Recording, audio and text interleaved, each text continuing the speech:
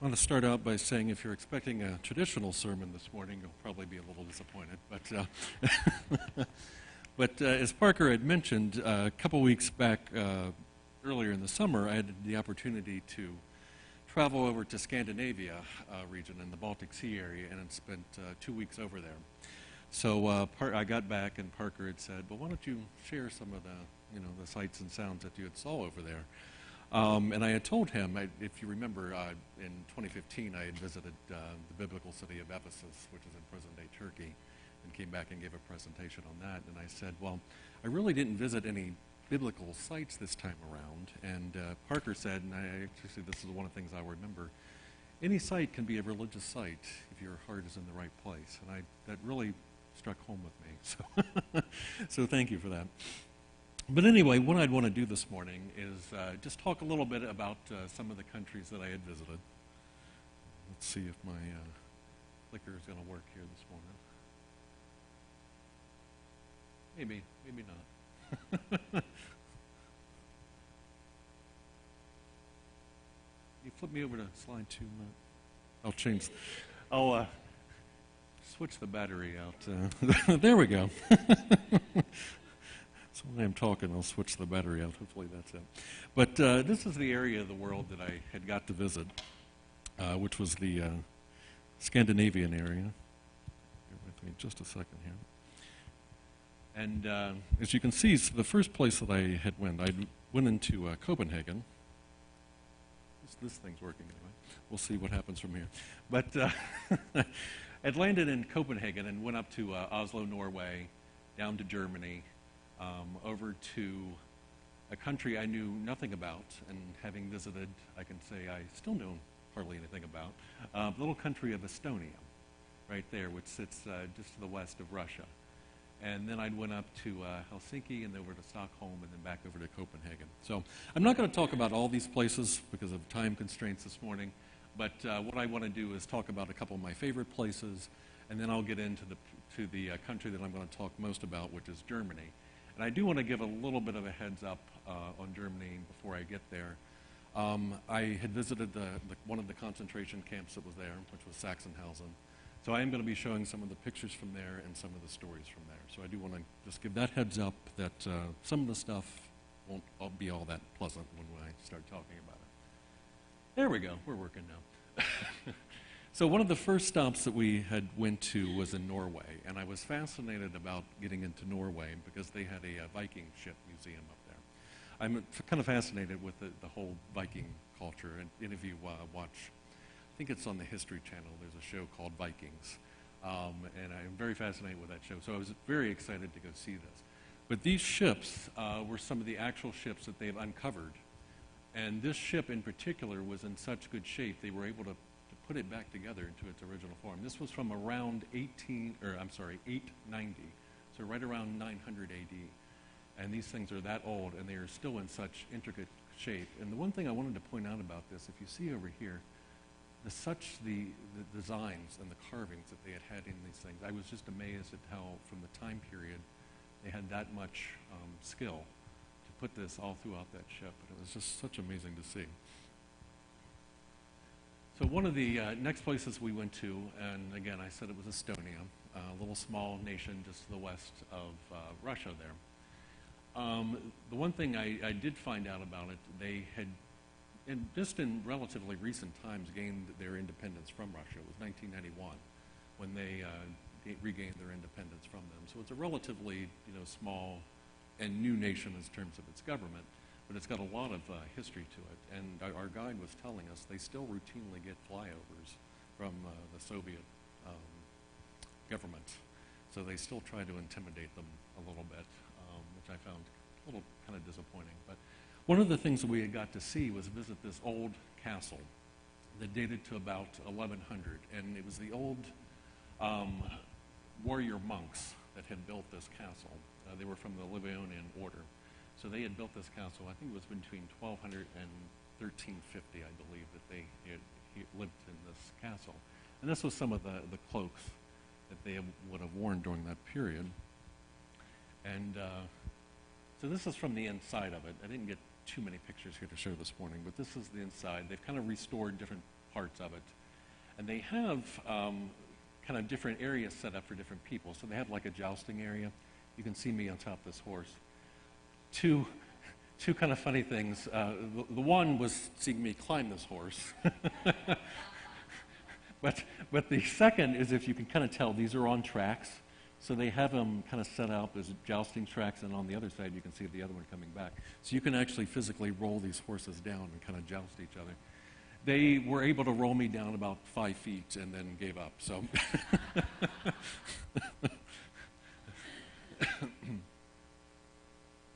so the next place I'm going to talk about, and it'd be not working here again, Matt. You can flip me to the next one. There we go, Finland.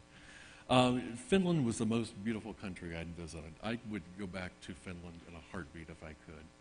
It was just the scenery, the lakes, the rivers, the trees, and everything else. It was just a gorgeous nation. And one of the things we got to do there, the main thing we got to do there, was go up and spend time with a Nordic reindeer.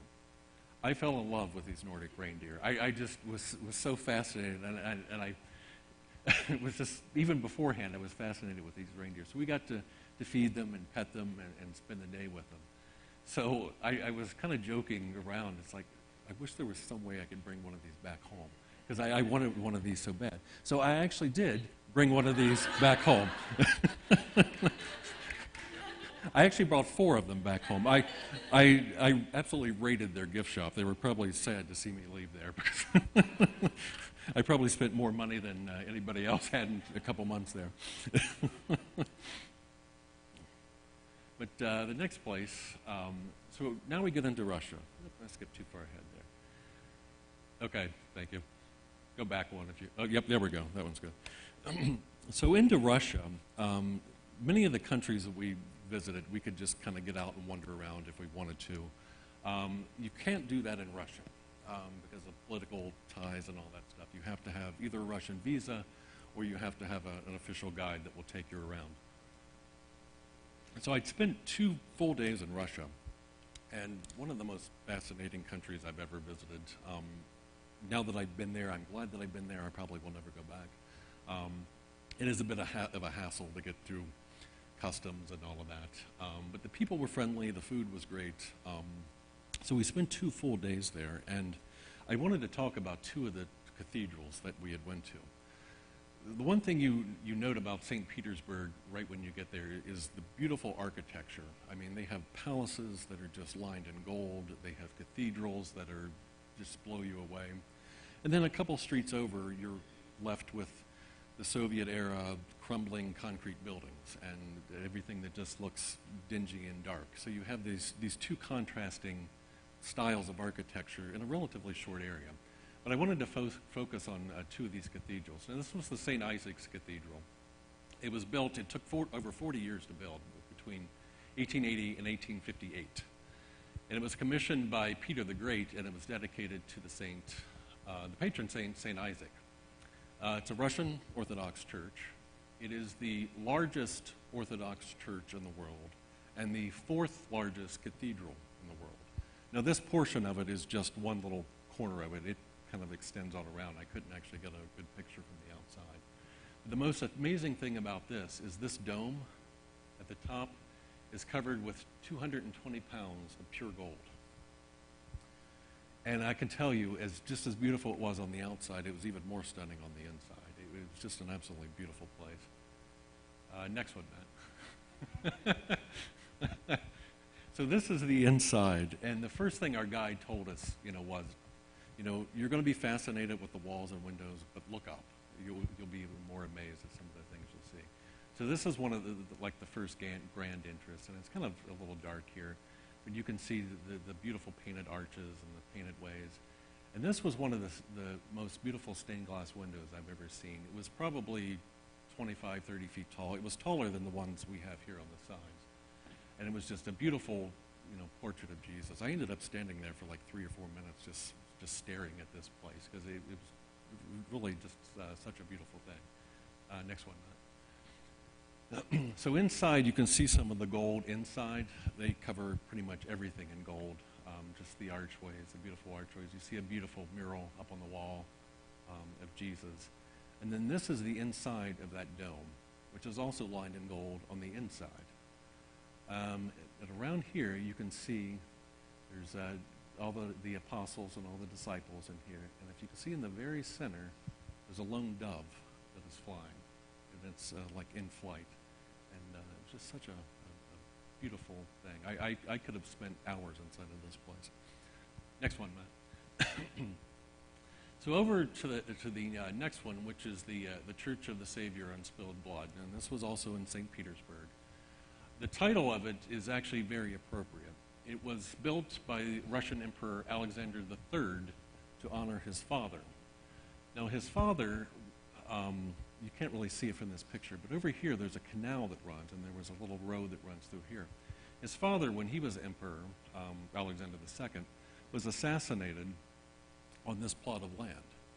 So his son had commissioned this cathedral to be built on the land that his father was assassinated on. It is currently not a full-time place of worship. It's more of a museum, and they have a lot of relics, and it's called the Museum of Mosaics, and I'll show you a picture of that next one. So inside, it's very dark pictures here, but you can see the domes and the cathedrals and the inside, and all the beautiful murals that are inside. But this little altar here was built, and it marks the exact place that Alexander II was assassinated. Now, the church wasn't there at the time, but they had a marking of the exact spot that he was assassinated, and they put up that altar for him. Next one. Now, these are some of the mosaics from there. This one in particular is probably about 20 to 25 feet tall. It is made of little individual pieces of marble, colored marble, that are stuck together. I can't imagine, I can even give you the estimate of how many pieces there were. But if you see on this side, this is just the little bottom of it, but you can see some of the little individual pieces of the mural. And this is like one of the disciples' feet here, but just a beautiful, beautiful place with all those mosaics. Next one, Matt. So now we get into Germany, which is where I want to focus on. Can you take me back? Yep, right there.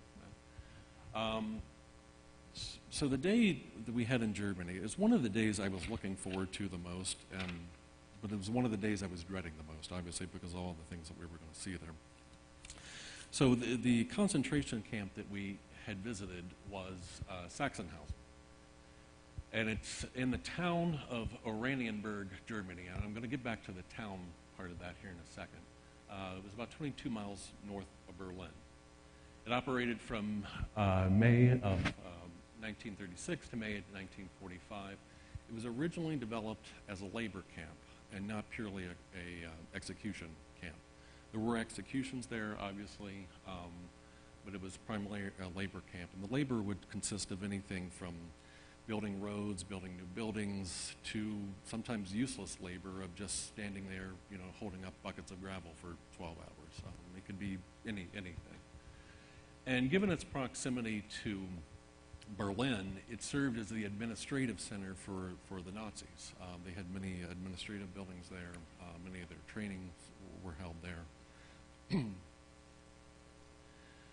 Some of the numbers from there, it was a rather large concentration camp, comprising of about 1,000 acres. In the 9-year period that it was there, over 200,000 prisoners entered through their gates. 30,000 of those were killed by various means. The majority were either from physical exhaustion, from being worked to death, but there were torture, there were executions. And 3 mass graves have been found on this property. We did not get to see those mass graves, thankfully. I didn't really want to see them. But they have found mass graves there. So, next one here, Matt.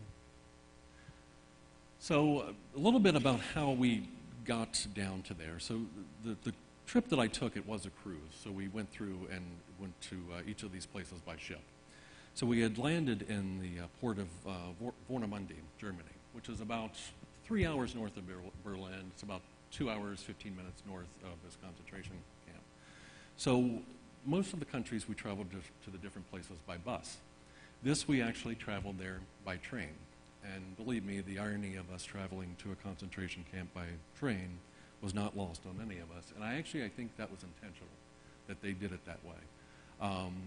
It was the same route that they would have taken, the Jews and the prisoners. It was the same train route that we took. And we got there, and it's in the middle of a town. And I don't know if I've ever had any mental image of what a concentration camp was or looked like or whatever. But it really took me by surprise that it was in the middle of a town. I just kind of assumed they would have been out in the middle of nowhere. The town wasn't very big, and I really don't think it was all unlike Shenandoah Junction, quite honestly. It had a little convenience store. There was a little post office. There was, I think, a little laundromat, and it's still there, and it was there then. So the one thing I kept coming back to and thinking, as I'm talking about this, think of Shenandoah Junction and think of this walled-off community that is inside of Shenandoah Junction and how people are on the outside going about their lives and people are on the inside are being tortured. And, the torture of that for the people on the outside as well that had to put up with this. And I had asked the guide, I said, what did the people on the outside do? And she said they kept their head down and did what they had to do to stay outside that wall. So approaching it, it was a brick wall on the outside, a cinder block wall, and on the top it had barbed wire. And then they were often surrounded by trees. Obviously these trees have grown up over the years.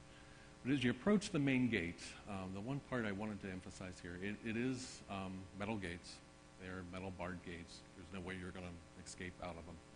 But in the middle of that, you can see transcribed in German, Arbeit macht frei. Does anybody know German? Know what that means?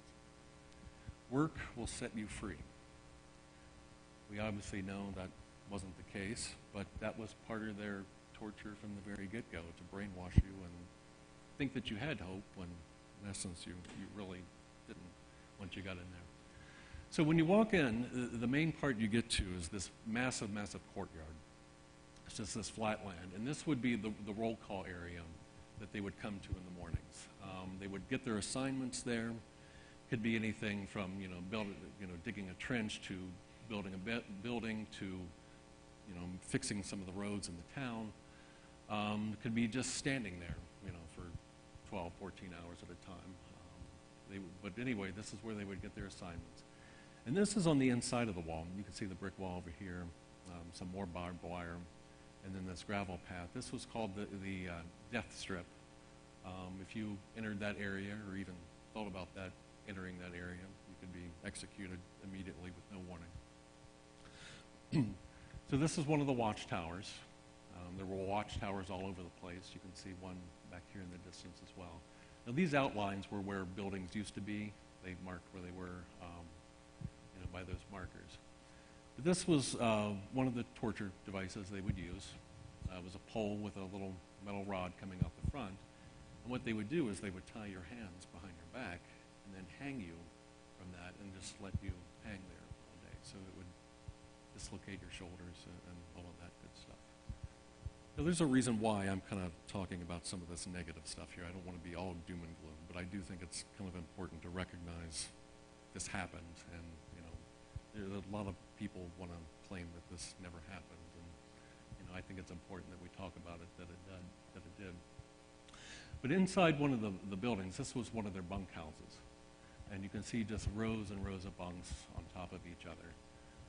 And I showed somebody at work this picture, and they focused in on this, and like, oh my gosh, you caught a ghost.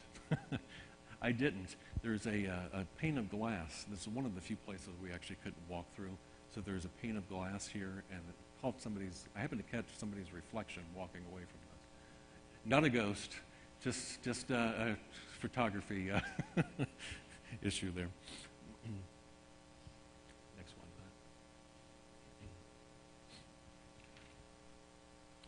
These were their wash areas, very limited privacy, as you can imagine. These would be filled with water, and they would clean themselves out of that. These would be the little stalls where they could dump water over top of them. It would all be dirty water. Obviously, toiletries over here. These areas would be filled with disease and filth, like you could imagine. So, now, if you were lucky enough, and I use that term very loosely, This is one of the prison cells that they would have. So you would be kept in isolation. You'd be away from people, obviously. But the torturing didn't end in there. There were no toilets in there. There's no running water in there. They would come by all hours of the day and night, banging on the door to sleep deprivation and all that stuff. They would set food outside the door so you could smell it but couldn't reach it. So these were very brutal conditions, obviously. This was an execution chamber. They would walk you down this path, and at the end they'd have the execution chamber. One of the forms of execution that they talked about, and I had never heard of this, and as fascinated as it was, I was discussing it at the same time. They had this medical device. They would take you into the room and give you like a medical examination. You know, like you have at the doctor's office, they have that thing that slides up and down that tells you your height. Well, in the back side of that, there were holes that were lined up in the wall. And as somebody stood against that, one of the Nazi soldiers on the other side would execute the person. And they said it was the most effective ways because the prisoner didn't know it was coming, and the Nazi soldier didn't have to look anybody in the face. So that was, they found to be one of the most easiest ways to go about it. So absolutely just brutal conditions here. Next one.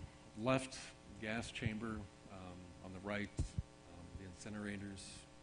I'm not sure really much needs to be said about that, quite frankly. Give me the next one. Now, the purpose, like I said, I did have a little bit of a tie-in here. I don't mean to be all doom and gloom, but like I said, I did want to focus on these things happen. And one of the things that our guide to us had said on the way out, she said, this was absolutely hell on earth. Just the conditions that people had lived like there. And I got to thinking, we see it all the time. Parker has talked about this multiple times. We're taking God out of everything. We're left with godless society. And what types of things happen in a godless society? I can't think of any other thing that looks like a godless society other than this. I mean, this was just one of those things that when you see it, you can never forget it. And I was looking through, and I was trying to find some scriptures to kind of tie this in. And I found this, and I thought, this is the most amazing summary of what Nazi Germany was. From Psalm 36. Transgression speaks to the ungodly within his heart. There is no fear of God before his eyes. For it flatters him in his own eyes concerning the discovery of his iniquity and the hatred of it. And then particularly verse 3. The words of his mouth are wickedness and deceit. He has ceased to be wise and to do good. I cannot think of a better summary of what Nazi Germany was than that right there. Give me the next one. So from there we went down to the Berlin Wall, which obviously is their own issues here. One of our guides said, kind of incidentally, she said, if you think about it, Germany went through two just terrible periods back to back each other. But the Berlin Wall spans many of the lifetimes of just about everybody in here, I would think. It obviously divided East and West Germany. The Russian occupation was on the east, Allied was on the west. The wall stood from 1961 to November of 1989. It was 96 miles long, 27 miles of which divided Berlin. Now, the one thing that I found fascinating, which seemed to be kind of common knowledge over there, but I didn't know it, and if I did know it, I'd completely forgotten about it. The initial wall went up completely overnight. Went up on a 3.5-hour period, completely overnight, in August of 1961. Now, the original wall was only about 3 feet tall. It was barbed wire and kind of a wooden fence, was the initial wall. And then over the years, it got to grow to the taller, I think it was about 15 or 16 foot concrete wall that was there today.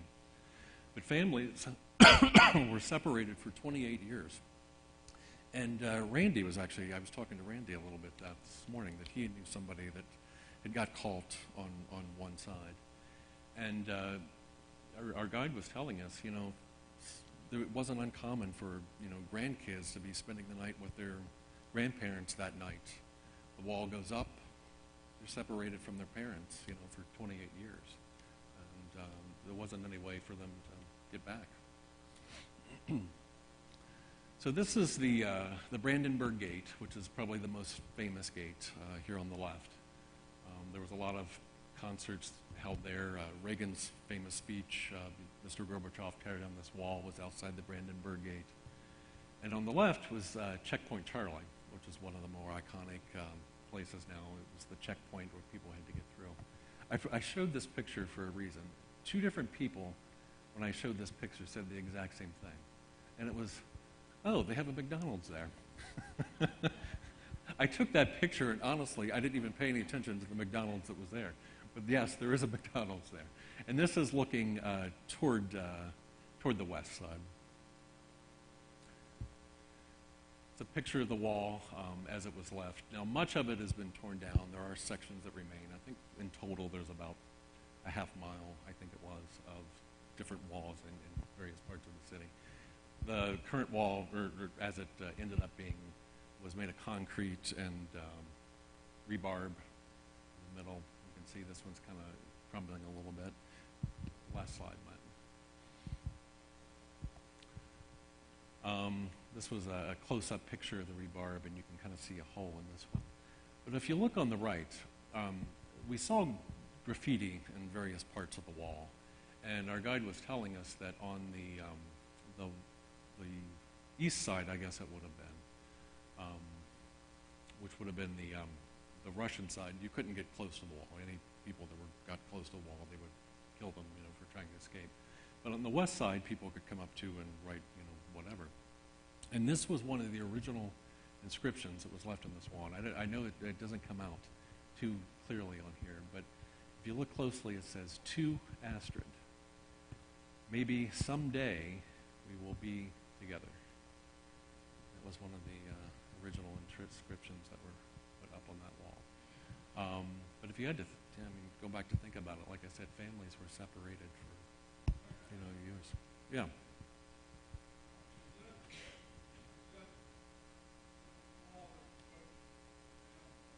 Yes. Yes. There are portions of, most of it has been torn down. There are different sections that had been preserved, that are still standing. Yeah. They're more memorials and things like that now. So I believe that is the last slide. Let me get the last one there, Matt. Thank you. Spasiba is thank you in Russian, and danke is thank you in German. Those are two of the words that I learned over there. So I'll gladly take any questions if anybody wants to talk about anything, outside of here. Like I said, I didn't mean to make it all doom and gloom, but I think it is important that we recognize that these things happen and are, still, in some degrees happening today. Obviously not to this extent, but it's what a godless society really looks like. Thank you. Thank you. Thank you. So I'll turn it back. Oh, yes. Yeah.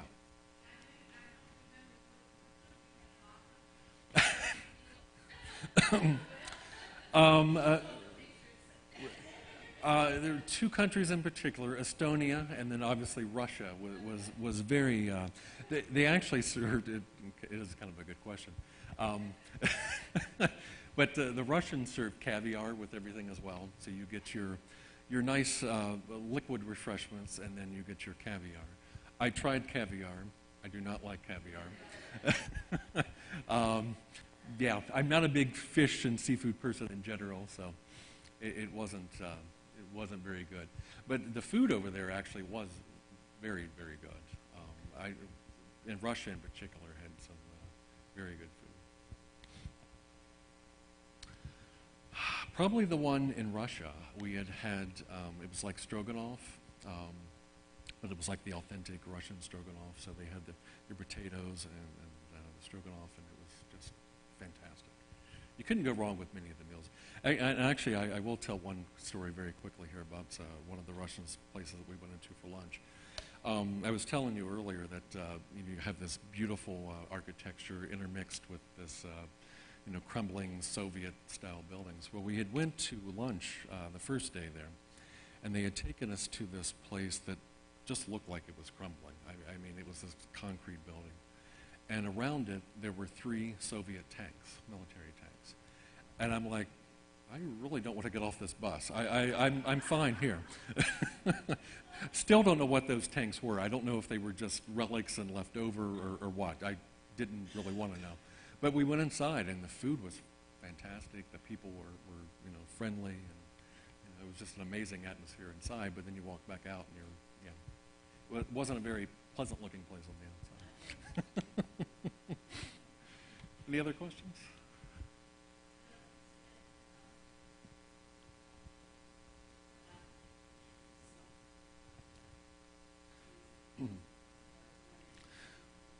It was one of the